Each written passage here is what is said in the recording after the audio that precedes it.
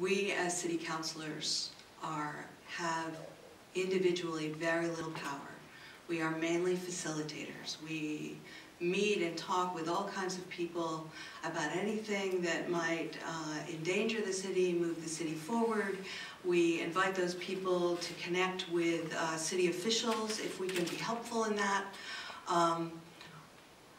We have absolutely no role in hiring a contractor, arranging for their contracting, writing those contracts, or making promises to those contractors about how they will be paid and what they'll be used for.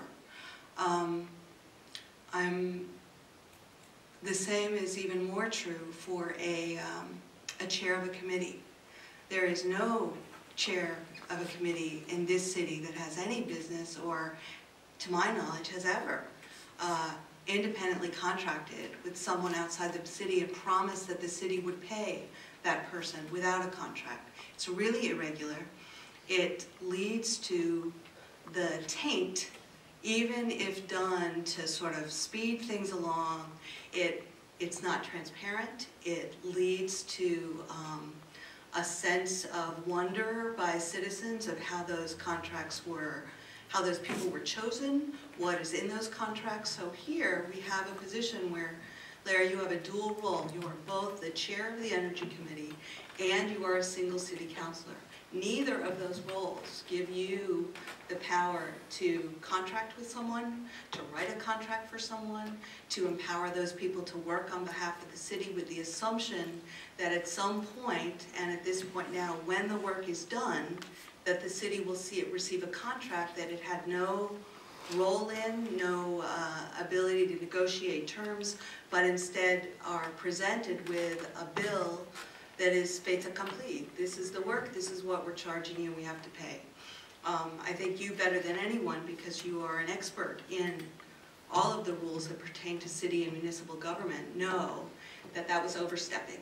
That when the Energy Committee recommended those to planning and planning gave it back to you, and the Energy Committee again chose two firms, it was at that point that that information should have gone to the city manager. I'm well familiar with the amendment that we made because I proposed it, but that amendment, if we look at it, said that because there was doubt about whether the city manager could be neutral about an energy plant, that to avoid any sense that he'd be putting his thumb on the scale, we would take him out of the final selection process. So it became the Energy Committee to make a final selection, make recommendations, the Energy Committee to make the selection, but that doesn't change. There was nothing in that amendment that said we were turning procurement on its head, that we no longer required contracts when contractors were going to do work for us. So I think there is an issue. I don't see any evidence, we don't have any reason to suspect that there was any kind of fiduciary quid pro quo here in the people you selected, but we don't know who decided what they got paid. We don't still know what they're charging per hour. We don't have a contract signed, but there is an assumption that the city will pay them when that contract arrives due. I find that troublesome.